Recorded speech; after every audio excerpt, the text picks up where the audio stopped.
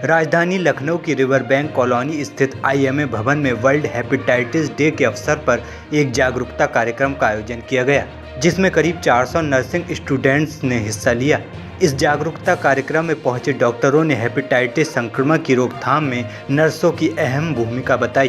दरअसल मौजूदा समय में हेपेटाइटिस के मामले तेजी से बढ़ रहे हैं। इसमें इंजेक्टेबल्स ड्रग्स एब्यूजिंग के भी कई मामले देखे गए हैं। बताया जा रहा है कई मामलों में हेपेटाइटिस संक्रमण का कारण एक ही सिरिंज का कई बार इस्तेमाल होना सामने आया है। इस अवसर पर नर्सिंग स्टूडेंट्स को मरीज के इलाज के दौरान सावधानी बरतने के गुर भी सिखाए गए। वर्ल्ड हेपेटाइटिस डे पर आज आईएमए लखनऊ ब्रांच ने होप इनिशिएटिव एनजीओ है उसके और निर्माण हॉस्पिटल के कोलैबोरेशन में एक अवेयरनेस वर्कशॉप का आयोजन किया था, जिसमें जितने भी नर्सिंग स्टूडेंट्स हैं, करीब 400 से ज़्यादा नर्सिंग के स्टूडेंट्स को बुलाया गया था।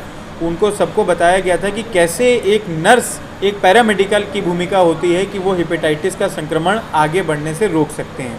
तो उसी कड़ी में आज कैसे एक सिरिंज से कई सारे लोगों को हेपेटाइटिस का संक्रमण हो सकता है, कैसे जो है कोई भी प्रोटेक्शन का इस्तेमाल में अगर कमी हो गई तो नर्स से ही किसी को फैल सकता है, इस पर जागरूकता फैलाई गई है।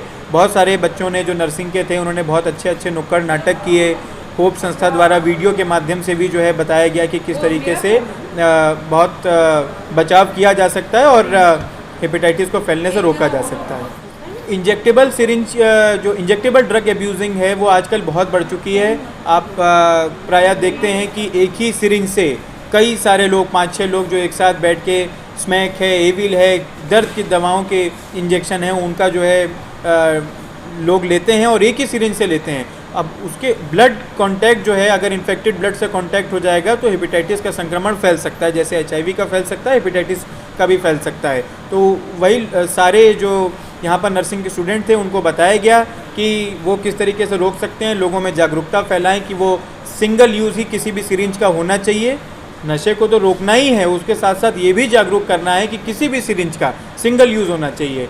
जो नर्सिंग स्टाफ भी काम करता है वो जब मरीज़ को इंजेक्शन लगा रहे होते हैं, वीगो डाल रहे होते हैं, उनको मालूम नहीं होता कि ये मरीज़ हेपेटाइटिस पॉजिटिव है कि नहीं है। तो उनको भी क्या सावधानियां बरतना है कि ग्लव्स पहनकर ही उनको मरीज़ को डील करना है। कभी नीडल स्टिक इंजरी हो जाए तो इन्फेक्शन कंट्रोल नर्स को इन्फॉर्मेशन देना है। तो वो सारी चीज़ों के बारे में अवगत कराया गया।